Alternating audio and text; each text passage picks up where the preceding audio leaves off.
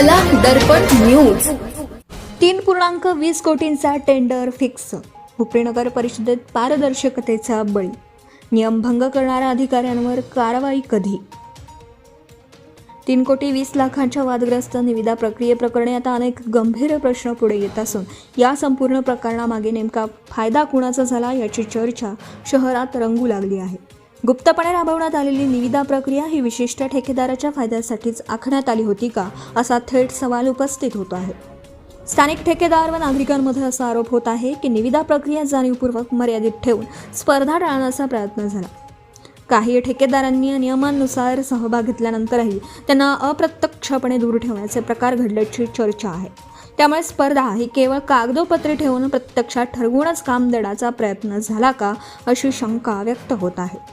यासोबतच निविदा प्रक्रियेत नियमांचा भंग झाल्याचा मुद्दा अधिकच गंभीर ठरत आहे। निविदा जाहिरात 2 वृत्तपत्रात मराठी व इंग्रजी देणं बंधनकारक असताना त्या नियमाचे पालन न झाल्याचा आरोप आहे।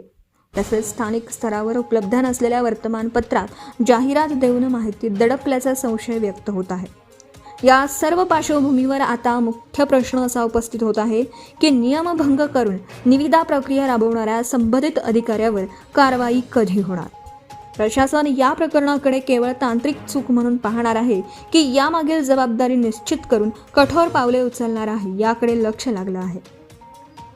दरम्यान शहरात अशीही चर्चा रंगली आहे की नगर परिषदेत वारंवार त्याच ठेकेदाराला काम मिळत असल्याचं चित्र आहे।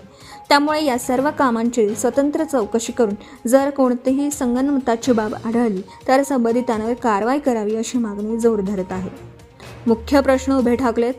गुप्त निविदा प्रक्रिया नेमकी कुणाच्या फायद्यासाठी राबवली? नियमभंग करणाऱ्या अधिकाऱ्यांवर कारवाई कधी? एकाच ठेकेदाराला वारंवार काम देण्यामागे काय कारण? संपूर्ण प्रकरणाची निष्पक्ष चौकशी होणार का?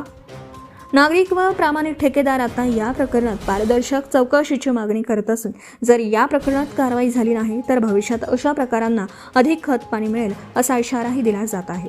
हुपरीतील या प्रकरणामुळे स्थानिक प्रशासनाची विश्वासार्हता पुन्हा एकदा कसोटीवर लागली असून आता प्रत्यक्ष कारवाई होते की केवळ चर्चा राहते, हे पाहणे महत्त्वाचे ठरणार आहे। यातील पुढील सविस्तर भाग लवकरच। Subscribe now and press the bell icon. Never miss an update.